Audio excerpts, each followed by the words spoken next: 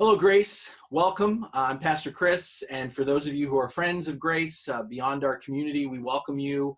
I wanted to take an opportunity to utilize some of the best resources we have to continue to reach out to our community and our neighborhood and to offer support and encouragement. And one of the best resources that we have as a part of our community is Dr. Heather Browne.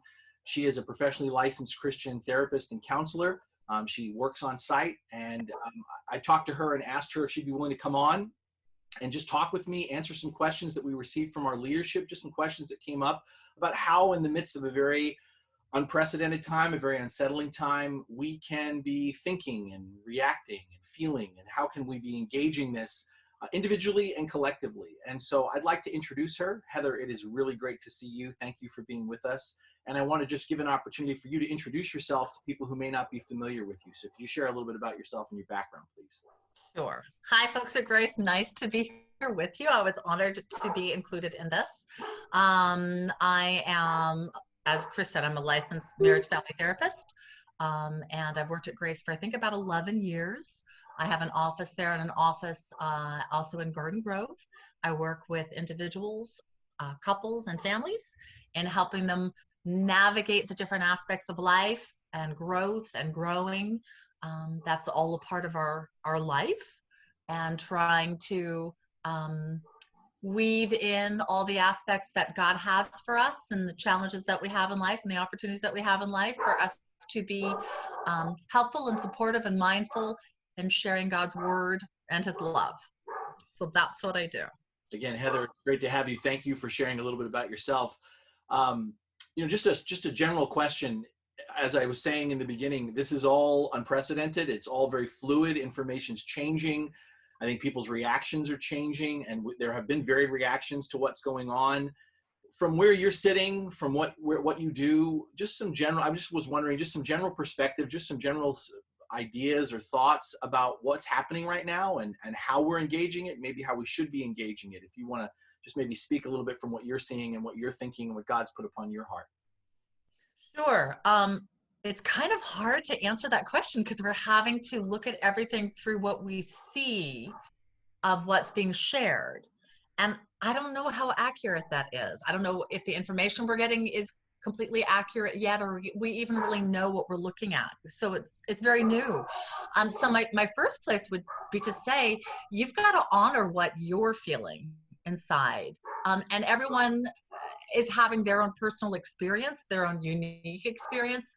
I think within family systems that can be a problem if people are not respecting and honoring that not everyone's at the same place. And people's lives are being affected very differently. It's different for someone who's now not going to have their senior year of high school and their prom, and they can't see their boyfriend, and they don't know how their last summer is going to go, than someone who's my age and we lose a month here or there. It's not quite as drastic. So I think there's a place to recognize everyone's personal experience is different, and it depends upon a lot of things, where we are mentally, emotionally, financially, career-wise in our life. There's a lot for us to learn from everybody. And I think it's important that we allow people to penetrate us, as we also try at the same time to be supportive and helpful for people in what they might be needing at this time. Knowing you as I do, you are a person that in the midst of addressing the seriousness, acknowledging the pain and suffering of situations, also has a perspective of seeing the opportunity, of seeing the chance for growth, of being stretched. And I would love for you to speak into that a little bit and maybe even share for yourself of how you've been adjusting, how you've been seeing opportunity in the midst of something that's different and confining in some ways and restricting in some ways for all of us. So if you'd be willing to share about that a little bit. Sure. I think one of the biggest gifts that God gave me is the gift of encouragement. People who know me well, that's probably one of the first words they'll say about me. And I love that, because to me that speaks into joy, and that speaks into rejoicing. And God calls us to do so always, to love always, and to rejoice always. And it's a little hard when you're going through something like that or this to find that. And yet we're called to. And so whenever I come to a situation, my viewpoint is when something's different than what I know, there's something that God wants me to experience in this. And there's something that he wants me to experience with him in this. And so my view, as much as possible, is to hold on to that, to honor that, and to say, okay, show me what there is, Lord. What am I to learn about being at home and not having social interaction in the same way, and not being able to work face to face with my clients, or to see my daughter, or to do the things that I love? Show me how I am to use this time. And I've called my clients to do so as well.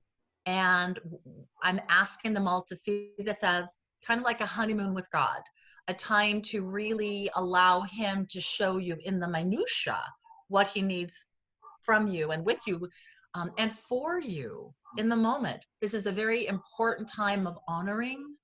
It's a very important time of respecting. It's an incredibly important time for self-protection and self-preservation. I feel like we're being called into the garden. And I think like he's calling us into the garden because he wants to take care of us. And so it's important for us to find, what does that mean? Does that mean more time in the Word? Does that mean more time, for me, it's in writing? Does that mean more time in your backyard in nature? How are you to use this very unique time in a way that you don't normally have this much time to use in this way? For my clients, I'm encouraging them all to have family projects and to build a tree house, or to make Christmas presents, or to sit down and share stories of their childhood, to get to know each other better. This is a huge time of knowing ourselves and God in a way that we've never experienced before. And to me, there's a lot of beauty in that. There's a lot of innovation in that. I think there's an incredible burst of knowledge and creativity and truth that's going to come from this, if we keep ourselves open and ready and excited to find what this might be. It's going to feel really different. It does feel really different. Different is not bad. Different is something we're just not used to. And certainly none of us are used to what we're going through right now, which means there's a lot that God wants us to know. And there's a lot of comfort that he's going to want to provide in this time.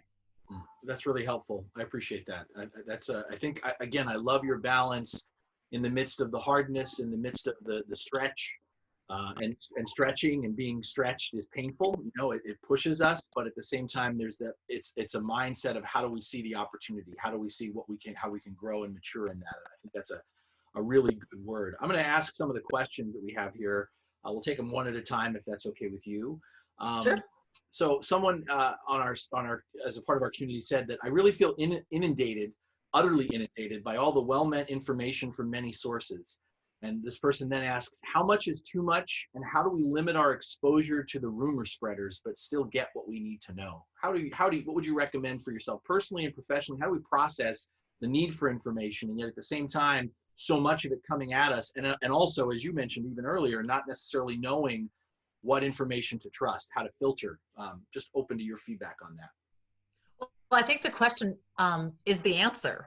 If you're feeling inundated, it's too much. If you're feeling like you're not trusting it, it's not the right source, or you need to do a little bit more educating. I think a huge truth is it's too early for us to know. It hasn't really hit us yet. Give us another week. Give us another 12 days. We're going to have a really different viewpoint of California and of the US. Give us 3 weeks and we're going to have a much different picture. So we don't know yet. And so we're reading trajectories and possibilities, but it's all based upon the belief of how something has spread. And then you also have to look at the difference in populations. New York is very, very different than California. A very good friend who's in New York, and she said, just wait when it hits, and as the way it has in New York. And personally, I don't think it's going to hit as it has in New York. I live in a house by myself. I don't live in an apartment with 4 people. I don't go on subways. You know, I have a car. So there's so many different variables that make it different in where this is going to go, and in the knowledge that we're following. So, we're going to find out what we need to know when we need to find it out. God does not give us the answer before the time when he wants us to have the answer. I'm not saying that means don't watch any news or don't ask a lot of questions. But I think it's really important to know we're going to know when we know. And our truth is going to be the truth when the truth comes out. So we've got a long time in this quarantine, and the 24 hours is a long time to be gathering information. So I would break it up. If you feel like you want to a couple times a day, a couple times a day. If you feel like you want to once a day, once a day. I wouldn't make anything solid, because I would allow God to guide that. And I also would question, when you're about to seek it out, why are you?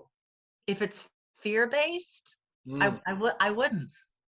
If it's information to kind of keep a pulse on what's going on, okay. But I think ask yourself what you're seeking to find before you look. And I think a lot of times you're probably not going to look. I know for me, I'm very mindful of what I'm looking for and where I'm looking for it, and what I'm wanting to find, because we can absolutely create any possibility for ourselves right now, depending upon where we look. You can ask 5 different people the same question, you're going to have different answers. Is it safe to be at work around lots of people? Someone will say yes. Should you be at home alone? Someone would say yes. Can you be with somebody but 6 feet apart? Someone would say yes. Can you be in a group of 9 people and that's safe? Some would say yes. So the answers really kind of depend upon what it is that you're wanting to seek right now. And so to me, it's more important to find out what is it that you're looking for.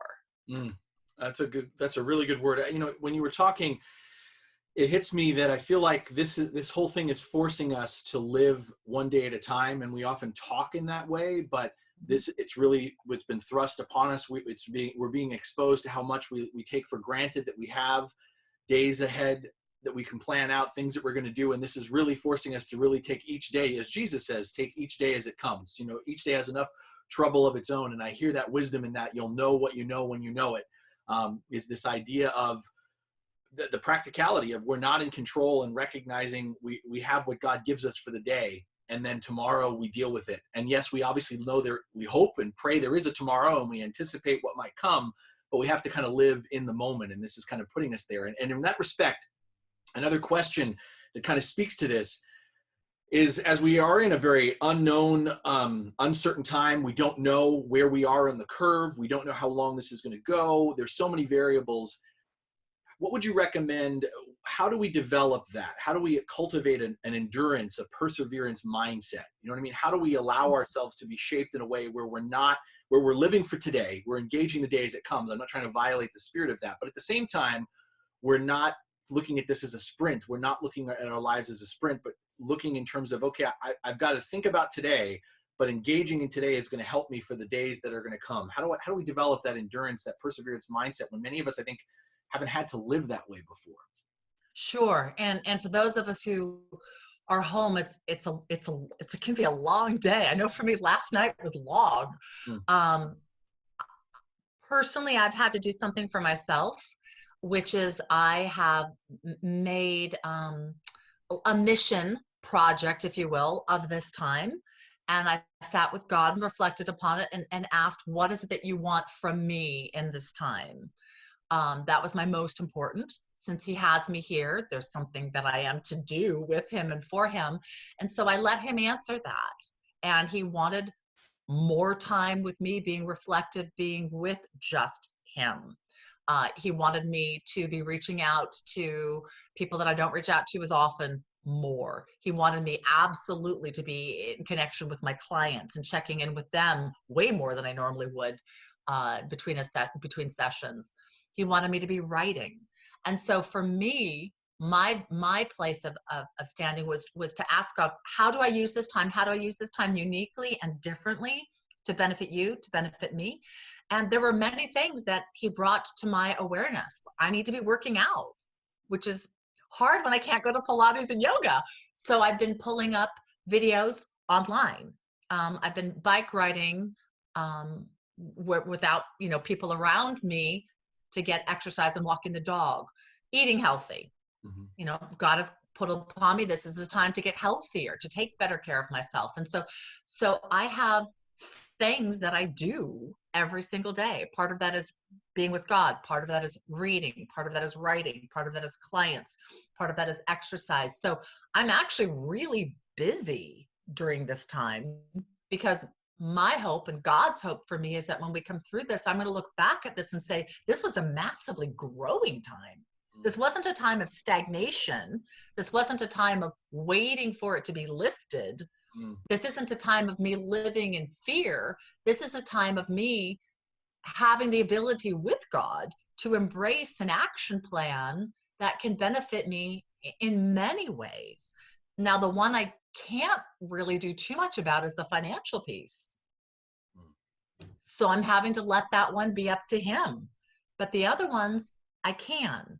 And so my thought would be to let each day be full in all the aspects where God wants you to take care of yourself. He still wants you to take care of yourself in all the ways you took care of yourself 3 weeks ago. You just have to do it a little differently because we don't have the same abilities as we used to. But in that, I'm now not going to rely on a gym or a Pilates reformer program. I can do it at home. I can do these things without that, which also is very empowering, because then you can utilize your time beyond this in a different way if you choose to. Part of what I hear you saying is, in the same way that many of us have stockpiled our houses, I'm not talking about hoarding here, but making sure we have enough basic necessities, food, is that this is an opportunity for us on the one hand to sort of take stock and sort of think of the storehouse in terms of our self-care, in terms of our rest, in terms of our health, like you said, in terms of how we're eating, and filling those reserves and that's by taking care of ourselves and storing up those reserves, if you will. That's going to help us for the long haul, where I think many of us oftentimes prior to this, we're kind of operating on fumes, getting from one thing to the next and kind of running out of gas at some point and then fueling up, where this is kind of forcing us to have a different rhythm, where we're being forced to nest a little bit. And I love what you said, that rather than seeing that nesting as being anxious and kind of waiting, okay, when can I get out? When can I go do? But instead to see this as a time to maybe reassess how we're being in order to do, so that from a long-term standpoint, when we talk about perseverance or endurance, we're drawing from the well that God has given each of us by tending to that garden. I know I'm mixing my metaphors now. That's kind of what I'm hearing you saying. Do you resonate with that? Do you think that's an accurate way of reflecting back on what you said? Oh, absolutely. I think we're being called into the garden of protection, of self-reflection. We really, I'm a poet, so forgive me for this, but we really have the opportunity to kind of be like Adam and Eve on our own with God in the garden, depending upon how you use this time. And I've never thought of myself as having that time, and I don't really think of my home in Garden Grove as being the Garden of Eden, but gosh, right now it is. I'm so grateful for my house. I'm so grateful that I have a computer and I can interact with people. I'm so grateful for my church that will reach out and let me be a part. I'm so grateful that I'm still here. I feel like I do a lot of things really well in this life, but boy, do I want to do things better than I have. I want to love deeper. I want to know more.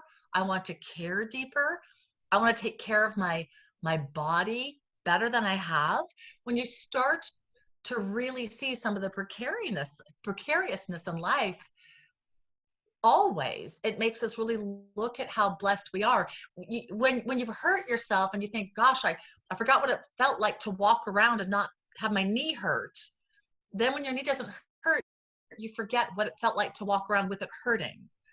I'm hoping for me, I'm hoping for all of us that we don't lose what we learn in this time. We need to not. This is a massive, massive confrontation from God, from the earth, from others, that one person can impact the entire world. We saw that in the Garden of Eden. We've seen snippets of it in war and in situations, but this has been just complete. And so God tells us that in life, each person can impact everyone. Look what Jesus did. And so we're seeing the opposite side of it. We're seeing the side where we can be hurt or we can be infected, but our God doesn't infect and our God doesn't hurt. So my viewpoint is, how can we show that side? How can we show the side of love? How can we show the side of caring? How can we show the side of nurturing? How can we show the side of helping others sustain? We are in this together. I'm doing this on my computer to protect each of you. And you're watching on your computer to protect me. And gosh, I mean, that makes me tear up. I thank you for that. I thank you for honoring my life and for caring about it. And I honor all of yours. And that's Jesus within us. And so I'm hoping that this allows all of us to really go deeply to how precious each of us are and how dramatically and powerfully we can impact every single person on this planet if we allow Jesus to do what he very, very clearly is wanting to do right now, which is a huge redirection. It's a huge clarification of what love is. That's beautiful. And I think that again, I love your poetic side. I think you articulate. Some people won't. Sorry for those. But you draw me into it, the next question then. Some have asked me, I think for some people it's kind of feeling stagnant or stuck. I think for other people, it's the question of, how do I balance the two? How do I balance self-care and not feeling guilty about caring for myself, and yet at the same time caring for others, checking on others, making sure that they're doing okay. I think some people are feeling this tension of, I feel like I'm being pulled in two different directions. How do you speak into finding the balance in that? Well, and for me, it's different because I'm living alone. So mine is very different. And there's a lot of families, 4, 5, 6 people living together, and mom and dad are now homeschooling. And maybe you've never done that before. It's a wonderful opportunity, but it's also kind of overwhelming when it's thrown in your face. And you're trying to work, and you're trying to clean, and you're worried about the bills, and you're worried about your friends. So there's a lot that's going on in families that are full. I'd sit down and I'd say to every single person, what is it that you need from me, and how can I help you in this? And this is what I need from you. And I would come up with a family plan of how do we all integrate to do this well, who can support who. The person who's the best in fitness is probably going to be, the coach for everybody. The person who's the best at cleanliness might be the person who cleans, but it's also a great opportunity to grow and stretch beyond what you're used to doing in your normal roles. To me, if I were living, if my kids were home and if my husband were still alive and we were together, we would do that. We would sit down and we'd say, how do we help us all get through this as best as possible? I would have private time for everybody in the house where you are apart, where you are away. It's kind of hard not to miss each other when you're always together. And I think it's important to kind of try to miss each other a little bit. Yeah. So I would come up with, what do we do together? What do we do apart? How do I honor you? Some people are in really tight quarters. And so being patient, being kind, being gentle, it's a very evolving time. And so it's important to keep talking about, where did we really do great today together as a team? What do we want to focus on tomorrow that maybe we could do a little bit more kindly, a little bit more gently, or a little bit more carefully? There's nothing wrong with having a lot of fun and playing a lot of games and watching movies and just enjoying each other. But this is also a time where a lot of growth and work can happen. So there's a balance. And so I would sit down with your family and talk about that. The people who are contacting you from outside, you might need to set some limits. There might be some people who are trying to take up a little bit more than you have to give. And just because someone's reaching out, it doesn't mean you can always be there for them. I've had to learn that as a therapist. If my kids call and I'm in the middle of a session, my kids get my voicemail. They're not first. And they've had to learn that over their whole life. but that's really important for you guys to recognize too. You can't always be there for everyone. It's important that you stay healthy, stay positive, stay growing for yourself and for God, so that you can do the most for the most. But talk it through. I Talk always, it through. I have an expression, you can't give away what you don't have. And I feel like that resonates with what Yeah. you're saying. And I like Yeah. the idea of giving permission to recognize our limits. We all have them. To recognize that boundaries are a good thing. It's not a way of putting up a fence, but it's a way of saying, here's what I'm capable. I want to honor my capacity so that I'm able to give to you, again, back to perseverance and endurance in the long term rather than to be sucked dry. Mm-hmm. I love also the idea of communication. I think oftentimes, especially with people with whom we live under the same roof, if we are blessed to have that opportunity, familiarity breeds contempt, and we just make assumptions. And the importance of sort of communicating expectations, communicating what we can do. And then I love how you just emphasized also coming back to that, having that, and then coming back to that and being okay to reevaluate it. Is this working? What needs to be adjusted? I think those are all very, very practical, tangible ways that help. And then out of that, I see if you are living with others under the same roof, having that then enables you to help others, whether it's extended family or whether it's your neighbor. Because if you have your own structure, then you know what your capacity and your ability in terms of how you can help other people. I think that's really, really, really good advice. I appreciate that. Well, and two things that really stood out loudly for me: assumptions and expectations. I'm a huge believer that neither are helpful at any time, and right now, at all. They're just not helpful at all, because nothing is as we expect it to be and nothing is as we thought it would be. So those are not going to benefit you. I think it's also really important to recognize that everyone's experiencing this really differently. The child who's lost their high school year and their relationship with their girlfriend or their job or sports and the coach coming out to help them get a scholarship from college, or I know someone whose wedding is now canceled. Yeah. There's some people who aren't going to be able to have funerals right now in the way that they would like. Job opportunities that now are on hold. I was supposed to go see my son who's in the military. I haven't seen in 3 months, and I can't go now. So there's a lot of things that are very personal, and then also some things that are very concerning for people. I have a lot of clients who have no job. And so what's going to happen, and when can they interview, and when can they get financial help is a question. So I think it's important to know that we don't know what's going on for each person. And that's going to be a very fluid thing and changing quite a bit. But that's going to be something that's going to be important to know, that no one knows what's going on inside of you. And so it'd be helpful to share that, so that others know if you're a little sensitive today, or a little exhausted today, or a little overwhelmed today, that they might need to be a little bit more careful with you. They might need to be a little bit more supportive of you. But as a family, everyone is experiencing this really differently. And I have the belief when we're through this, and we will all be through this, there's probably, hopefully, a lot of babies born.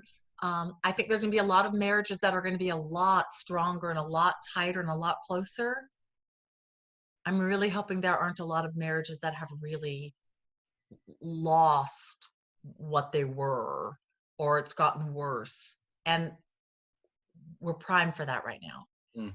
And that you can lessen that by really asking your partner, your children, how can I help?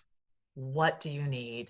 This is what I need from you. What are you feeling? This is a wonderful time to kind of sit around the family campfire, which you have when you go camping, and really find out what's going on for everybody. We don't normally have the opportunity to slow down so much to kind of be everybody's group therapy, but you guys have the opportunity to do that. And I would encourage that you do. It's not all about emotional process. You want to have fun, and you want to play games, and you want to laugh, and you want to grow, but this is a time like no other. And so everyone's changing in ways. And I know I am talking with my kids about that, but as a family, I would want to be exploring that. How are you all coming through this, and how do you come through this as best you can? I hear that idea of a two-way street, two things that have to work in tandem. The Mm. reality of having to be gracious with each other and sort of open our eyes and our ears to recognize that while we're in the same situation, we're not all processing it the same way. This is hitting us in different ways. And so more than ever, being sensitive to that, aware of that. And part of that happening is also coming out of, for each of us, being willing to sort of, maybe in a way that we've never done before, articulate what we're feeling, articulate what we're thinking, articulate how we're processing. And I think that's part of the opportunity and the challenge. I think for some of us, that comes very, very easily. We can just Yeah. talk. Others of us were like that. I'm just not wired that way, or I don't do that, or I don't open up and share. But I think it's, like you said, more critical, one, so that people can know what's going on, but also so that that solicits our ability to hear from others, to listen from others. And I only would, and you said this earlier, and I know you would agree with me on this. I just see this, the shape of the cross. You know, we're talking about a horizontal in terms of communication, the receptivity of listening and paying attention and sharing, but that's got to come out also of the vertical, of our willingness now more than ever to pour our hearts out to God in our minds. I mean, some of us who may be That's struggling beautiful. in our prayer relationship, of maybe we don't know how to share with our spouse or our family member on the other end of the phone, or our kids, what we're feeling or what we're thinking. But if we go first to the Lord and pour that out in all its rawness. I've been drawn really to the Psalms during this time because there's so much of that rawness there. And then out of that, also listening to God, letting God speak into that, maybe we would find not only the inspiration, but some of the strength and the courage that's needed to be willing to do that with each other. Because I think that's hard. I think for some people, that level of self-disclosure, that level of transparency can be perceived by some as a sign of weakness, or can be perceived as putting a burden on others. And I hear you speaking the exact opposite, that in fact, it's not a burden. It's a means of strength. It's not a weakness. It's a means of actually finding more unity and commonality together. Is that accurate? Would you agree with that? Absolutely. And what you said is beautiful about the horizontal and vertical of the cross. Um, our whole faith is based on communion, and our whole faith is based on connection. It's all relationship. And so if loving another, or talking to another, or needing another is weakness, I don't understand why God would have created the world the way he created the world. Um, Mm. it's helpful that we're not all emotional. It would be problematic if we were all verbose all the time. We need people who are deep thinkers, and we need people who are doers, and we need people who are scientific and able to do things differently. And as a family, you need that too. That's why different people attract different things in relationship, and bring different things out of each other. Um, just because someone's different than you doesn't mean you can't learn from them. And it Mm. doesn't mean you need to become like them. That might not be your bent at all. But if you don't know how to be, the best way is to ask them to guide you a little bit in it and explore it. There's Chapman's, The Five Love Languages, and it's a great book, and I suggest it to lots of people. And one of the things that I, I wish he would add a chapter at the end, which would be Jesus was all five. Ah, that's good. That's And really so if we're to be like Jesus, people in our life are going to need us to be all five. And we tend to not. Ted's, that's my deceased husband, his was, like many men, his was physical touch. And I was molested. So it was, of course, my bottom. But I learned to love physical touch. And when he passed, one of the most profound things I realized is it's now my second. And it used to be my fifth. So Ted, in the beauty of his love toward me and the way he asked me to express my love toward him, cultivated in me a new reality, a new love that I had never had. And it's getting challenged right now once again because I don't have hugs. But it'll end soon, and I'm looking forward to it. But think about that. We are to love in all five ways. mm. And That's a, some are easier. But the places that are hard, be a little bit more like Jesus, because someone in your life, it's going to be theirs. And you can't really love as well as Jesus unless you learn how to love everybody in all the ways there are to love. And you don't always know what theirs is, but if you can offer a little bit of all five, you're going to be touching every single person in a place where they have the possibility of receiving your love. And I find that striking and beautiful. I just want to briefly, before I go to the next question, just what you inspired in me is oftentimes we get caught up with this, with the scriptural way of presenting this idea that we're being conformed, shaped into the image of Christ, Christ being fleshed out in us through the Holy Spirit. And I think that you just articulated that in a very practical, tangible way, yet again, of thinking about this idea of becoming more like Christ. That work that God is doing in us is developing our fluency in all of those love languages. I think you're absolutely right. From my own pastoral counseling, we tend to kind of go, oh, well, this is my love language, that's yours, I'll learn to speak in your love language. But really the higher goal of the God who is love, the perfect love that is God, is fluency in all of those, and then that way being like Christ. I think that's fantastic. I don't want to keep you for much longer, but another question, one I think will be our last question, that I think dovetails nicely off of what we're talking about, is in the midst of this, in the midst of all the positivity that we've talked about and opportunity, how at the same time do we recognize signs of anxiety and depression in ourselves? Some of us are very familiar with that when we're going into a dark place, a darker place than is healthy for us.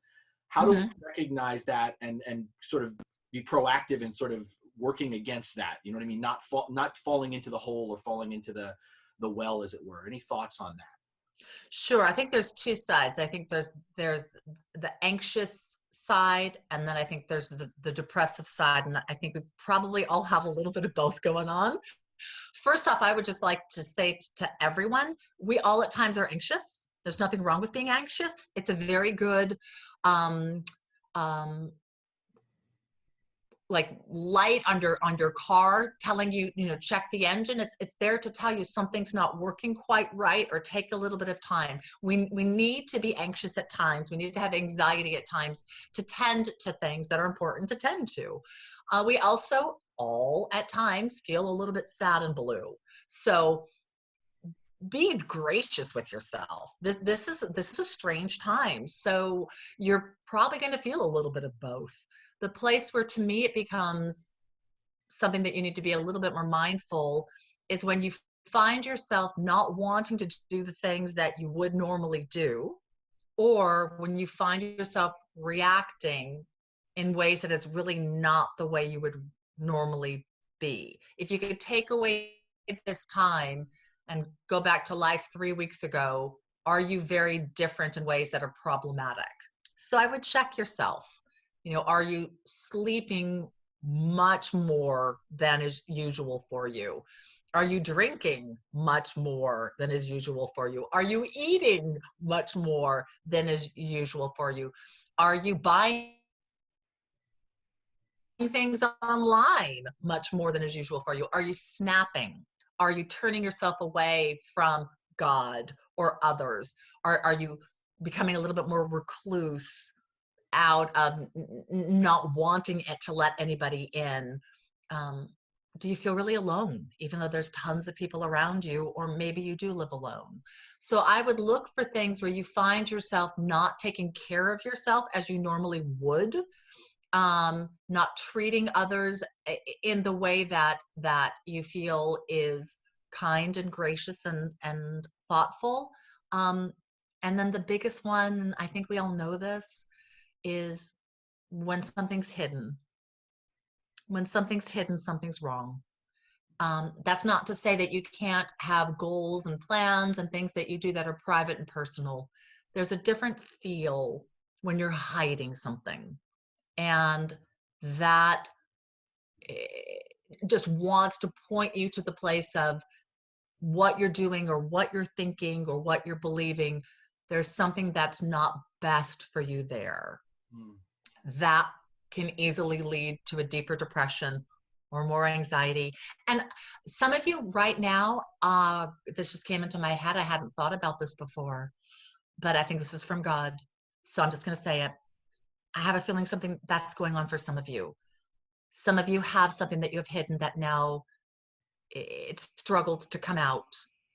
I don't know if that might be alcohol or drugs or anger. It might be a challenge with pornography. It might be that there was somebody else that you were involved in a relationship, but bills that are hidden or credit cards that are hidden.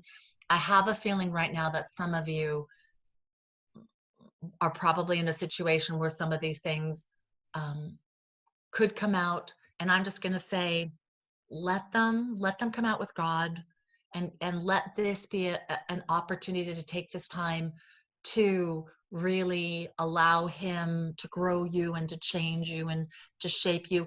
He wouldn't have you in this place if he didn't want you to be able to bring all to him. And maybe it's not something you need to bring to the rest of your family. Maybe it is something you need to bring to the rest of your family, and the family needs to pray for you and help with you on it. But any of you that's hiding something, I just urge you to not, because this is a beautiful time for God to really help you be freed from that, and to change you going forward. We're also in an incredibly great opportunity if you need to not drink or not use drugs or not spend money, to change that dramatically. Eating disorders, it's a great time to change that dramatically. So if there's something that's going on, I urge you, reach out to me, reach out to God, reach out to someone to help you with it. There is support to carry you through this time if there's something that you need that maybe nobody knows. Heather, I don't want to put you on the spot, but based on what you said, is it okay to share your contact information as we post this with people? Oh, please do. Absolutely. Absolutely. Okay, Yeah. we really appreciate that. Um, Yeah. I'm going to Can't wrap. meet with anybody in the office right now, though. So, Always willing to meet like this or talk on the phone and computer. Yeah. We're going to wrap this up, and I'll say something at the end, but I wanted to give you, in terms of the conversation we've been having, the last word. Is there anything that God's put upon your heart or your mind right now that you'd just like to say as we close out what I think has been a really fruitful and I know for me, insightful conversation, things you want to say to anyone who's listening right now? Yeah, we're all in this together. We're all in this together, and God loves all of us, and he's absolutely going to carry all of us through. He's going to change us dramatically, and he's also going to change us subtly, and he's going to bring out our best, and we have to be mindful of where we let our worst come out. I hope that you um, will be kind with yourself and be kind with others, and let this be a place where we really start to love ourselves more freely, others more freely. Um, but no, we're here because we need to be here. Mm. Though we might not want to be here, but we're here because we need to, and we're going to learn a lot. We're going to grow a lot. We're going to change a lot. We're going to find ways to be safer. We're going to find ways to be wiser. And the best gift we could find is ways to be more like Christ in all of this. And that's my wish for each of you. That's my wish for myself, that we can really come through this loving him deeper, caring for ourselves and those that we know deeper, taking better care of our earth, taking better care of our world, and really learning how to be so much more Christ-like because of what we've gone through. Mm. Heather, thank you so much for taking the time and sharing from your expertise and your wisdom. I think you've offered us a lot of good things to chew on and a lot of good things to put into practice. So I am appreciative that you're a part of our community of grace, and I am going to share your contact information for anyone who wants to reach out to you. And I just want to say to our community, please stay connected to us. If you're not hearing from us, let us know how we can stay connected to you. We're doing our part to make sure that you're not alone. We don't want anyone to be alone. And if you're looking for opportunities to help beyond our community to our wider neighborhood, we can resource you with that as well. And thank you for watching and for listening. Pass this on to anyone who would benefit from this. And until the next time we talk, I ask you to continue to stay safe, to stay healthy, to be hopeful, and to be encouraged. God bless.